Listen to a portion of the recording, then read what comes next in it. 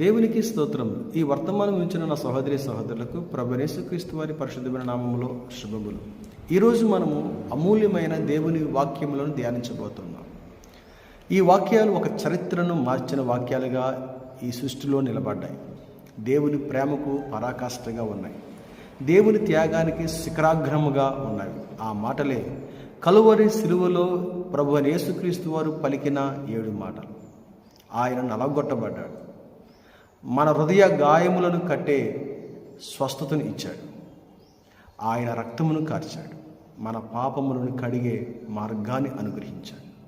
ఆయన పాదాలు నలగొట్టబడ్డాయి. మన పాదాలకు దీపముగా తన వాక్కును అందించాడు. రండి, మనమందరము కలిసి దేవుడు పలికిన 7 మాటలను ధ్యానం చేద్దాం. మొదటి మాట, తండ్రి వీరేమి చేయుచున్నారో వీరు ఎరుగరు గనుక వీరిని క్షమించుము. లూకా సువార్త 23వ అధ్యాయము 34వ వచనం. క్షమాపణ గల మాటగా మనము చూడగలము. ప్రభువైన యేసుక్రీస్తు వారు ఎవరిని క్షమించమని అడుగుతూ ఉన్నారు అంటే, ఆయనకు వ్యతిరేకముగా సిలువ వేయము, సిలువ వేయము, సిలువ వేయమని అరుపులు కేకలు పెట్టిన వారిని దేవుడు క్షమించమంటున్నాడు. ఆయన ముఖం మీద ఉమ్మి వేసిన వారిని, ఆయన కొడాలతో కొట్టిన వారిని, ఆయన బట్టలు చింపిన వారిని, ఆయన వైపు రాళ్ళు ఎత్తుకొని కొట్టిన వారిని ప్రభు క్షమాపణ ఇస్తూ ఉన్నాడు. ప్రియ సహోదరి సహోదరులారా, ప్రభువైన యేసుక్రీస్తు వారు ఈ లోకములో సువార్త పరిచర్య చేస్తున్నప్పుడు మానవ జాతికి అనేక అమూల్యమైన మాటలు అందించాడు. వాటిలో ప్రాముఖ్యమైన మాటల్లో లూకా సువార్త 6వ అధ్యాయంలో ఉన్న మాటను మనం చూడగలం. నీవు క్షమిస్తే నీవు కూడా క్షమించబడతావు. అలాగే అపోస్తలుడైన పౌలు గారు ఎఫెసీ రాసిన సంఘానికి పత్రికలో రాస్తున్న మాటలు, మీరు ఒకరినొకరు క్షమాహృదయం కలిగి ఉన్నాయి. 2వ మాట, నేడు నీవు నాతో కూడా పరదేశంలో ఉందువు. లూకా సువార్త 23వ అధ్యాయం 43వ వచనం. కృపగల మాట, రక్షణ కేవలము యేసుక్రీస్తు వారి కృప ద్వారా మాత్రమే మనకు కలుగును. ఎఫెసీ రాసిన పత్రిక 2వ అధ్యాయం. ప్రియ సహోదరి సహోదరులారా, మనము చివరి దశలో ఉన్నప్పుడు కూడా దేవుని వైపు తిరిగినట్లయితే దేవుడు మన ప్రార్థన అంగీకరించి మనల్ని స్వీకరిస్తాడు. పరదేశు అనేది ఒక కేవలము ఉత్త స్థలం మాత్రమే కాదు, యేసుక్రీస్తు వారు ఉండే పరిశుద్ధమైన స్థలముగా మనం చూడాలి. యేసుప్రభు వారు ఎక్కడ ఉంటాడో అక్కడే పరిశుద్ధమైన స్థలము, పరదేశుగా మనము భావించాలి. మరి నువ్వేం కోరుకుంటున్నావు? క్రీస్తు రక్షణ నీలో ఉందా? క్రీస్తు పరదేశును నువ్వు కోరుకుంటున్నావా? క్రీస్తు ఉండే స్థలంలో నువ్వు ఉండాలని ఆశిస్తున్నావా? దేవుడు నీతో మాట్లాడుతున్నాడు.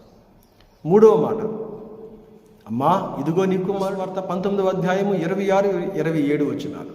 బాధ్యత గల మాట.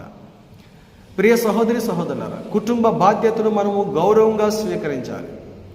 కుటుంబ బాధ్యతను మర్చిపోయిన వారుగా మనం ఈ లోకంలో ఉండకూడదు. ఎందుకంటే నిర్గమాకాండం 20వ అధ్యాయంలో దేవుడు చెప్పిన ఆజ్ఞ ఉంది, నీ తల్లిని నీ తండ్రిని గౌరవించు, సన్మానించు. కనుక దేవుని ఆజ్ఞ అనుసరించే బిడ్డలుగా మీరు ఉన్నప్పుడు దీర్ఘాయుష్మంతులు అవుతారు, దేవుని చేత దీవించబడతారు. కనుక నీ కుటుంబ బాధ్యతను ఏ విధంగా భావిస్తున్నావు? భారంగా భావిస్తున్నావా? కుటుంబ బాధ్యతను నువ్వు అది నాకొద్దు, నాకు అవసరం లేదు అని అనుకుంటున్నావా? దేవుడు ఈరోజు నీతో మాట్లాడుతున్నాడు. మనము ఆత్మీయ కుటుంబం, దేవుడు ఆత్మీయ కుటుంబము కలిగిన వారుగా ఉండమన్నాడు.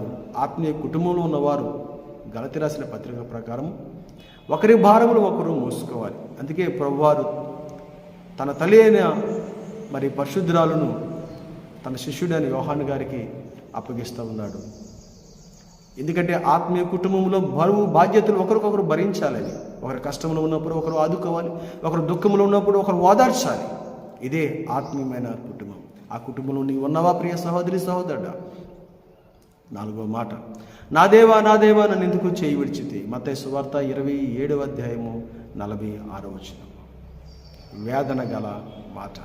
అవును, ఆయన పరిపూర్ణమైన మానవాళిగా ఉంటూ శరీరముతో ఆయన సిలువలో వేదన పొందుతూ ఉన్నాడు. పాప భారము ఆయన వేరు చేసింది. మన పాప భారం అంతటిని ఆయన మోస్తూ ఉన్నాడు. 2వ కొరింథీ రాసిన పత్రిక ప్రకారం మనం చూస్తూ ఉన్నాం. ఆయన భరిస్తూ ఉన్నాడు. ఆ వేదనలో ఆయన ప్రభువుని పిలుస్తూ ఉన్నాడు, తండ్రిని వేడుకుంటూ ఉన్నాడు. అవును ప్రియ సహోదరి సహోదరులారా, మనం ఎన్ని శ్రమలు కలిగినా, ఎన్ని వేదనలు కలిగినా మనము తండ్రిని పిలిచే దేవుని కుమారులుగా, దేవుని కుమార్తెలుగా మనం ఈ లోకంలో జీవించాలి. కీర్తన 22వ అధ్యాయం 1వ వచనం లేఖన భాగము నెరవేర్పుగా మనము ఈ మాటను చూస్తూ ఉన్నాం. మరి నువ్వు ప్రభుని పిలుస్తున్నావా? దేవుని పిలిచే బిడ్డగా నీవు ఉన్నావా? దేవుని ఈరోజు నీతో మాట్లాడుతున్నాడు. 5వ మాట, నేను దప్పికొనుచున్నాను. యోహాను సువార్త 19వ అధ్యాయము 28వ వచనం. యేసుక్రీస్తు వారు శరీర దాహమే కాదు ఆత్మీయ దాహము కూడా కలిగిన దేవుడు. యోహాను సువార్త 4వ అధ్యాయములో నేనిచ్చే నీళ్లు తాగువాడు ఎన్నడూ దప్పికోడు అన్నాడు ఆయన. అవును ప్రియ సహోదరి సహోదరులారా, కీర్తన 69వ అధ్యాయము లేఖన భాగం నెరవేర్పుగా ఉన్న వాక్యానుగా మనము చూస్తూ ఉన్నాం. మరి నీకు ఏ దాహం ఉంది?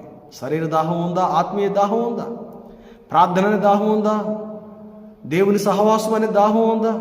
దేవుని మందిరం అనే దాహం ఉందా నీలో? అయితే ఈరోజు ప్రభు నీతో మాట్లాడుతున్నాడు. అలాంటి దాహము నువ్వు కలిగి ఉండమని దేవుడు చెప్తా ఉన్నాడు. 6వ మాట, సమాప్తమైన. ఇది పరిపూర్ణమైన మాట. హెబ్రీ రాసిన పత్రిక 10వ అధ్యాయంలో ప్రభు చెప్తూ ఉన్నాడు. దేవుని వాక్యం రాయబడి ఉంది. ఆయన మన కొరకు ప్రధాన యాజకుడిగా వచ్చాడు. ఆయన ఎందు నిమిత్తం ఈ లోకానికి వచ్చాడో ఆ పని పూర్తిగా చేసుకున్నాడు. పరిపూర్ణమైంది. ఏ ఒక్కటి కూడా ఆయన విడిచిపెట్టలేదు. యెషయా గ్రంథం 53వ అధ్యాయం లేఖన భాగములన్నీ కూడా ఆయన జీవితంలో నెరవేర్చి పరిపూర్ణము చేసి సమాప్తి చేసి ఆయన ఈ మానవాళికి రక్షణను అనుగ్రహించాడు. చివరి మాట, తండ్రి నా ఆత్మ నీకు అప్పగించుకొనుచున్నాను. లూకా సువార్త 23వ అధ్యాయము. అప్పగించుకునే మాట, అప్పగించుకొనుట. నా జీవితంలో కూడా ప్రభువునకు అప్పగించుకుంటేనే అవి శ్రేష్టంగా ఉంటాయి. ప్రభు చేతిలో ఉన్న బ్రతుకులు, ప్రభు చేతిలో ఉన్న జీవితాలు, ప్రభు చేతిలో ఉన్న మనుషులు భద్రంగా ఉంటారు. కీర్తన గ్రంథంలో మనం చూడగలము. గాఢంధకారపు లోయలో నేను సంచరించిన ఏ అపాయమును నేను భయపడను అంటున్నాడు. మరణ ఛాయలలో నేను ఉన్నాను సరే, నేను ఏ భయము చెందను, ఎందుకంటే నేను ఆయన చేతిలో ఉన్నాను. దేవుని చేతిలో ఉన్న 5 రొట్టెలు 2 చేపలు ఎలాగైతే ఆశీర్వదించబడ్డాయో అలాగూ నీ జీవితం కూడా ఆశీర్వదించబడాలంటే నిన్ను నీవు ప్రభునకు సమర్పించుకొని ప్రభునకు త్యాగమూర్తిగా నీవు ఉండాలి. నీ జీవితాన్ని, నీ ఆలోచన, నీ సమస్తాన్ని ప్రభునకు అప్పగించుకొని ప్రభు చిత్తమునకు నువ్వు ప్రార్థన చేయాలి. ప్రభు చిత్తము నీడల జరగాలని నువ్వు ప్రభుని వేడుకోవాలి. అలాగూ మీరు, నేను, మనమందరము మన రక్షకుడైన యేసుక్రీస్తు వారు కలువరి శిలువలో పలికిన 7 మాటలను మన జీవితంలో అన్వయించుకొని ఆ మాటల ప్రకారంగా మనం ఈ లోకములో ఆయన సాక్షిగా, ఆయన వెలుగుగా జీవిస్తూ ఈ లోకములకు ఆయన మాటలను పంచుదాం.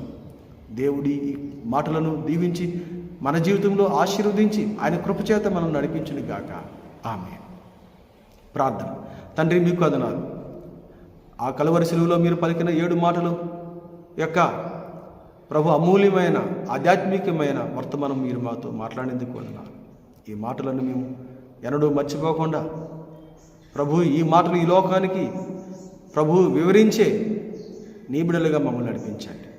యేసయ్య నామములో ప్రార్థిస్తున్నాము తండ్రి. ఆమేన్.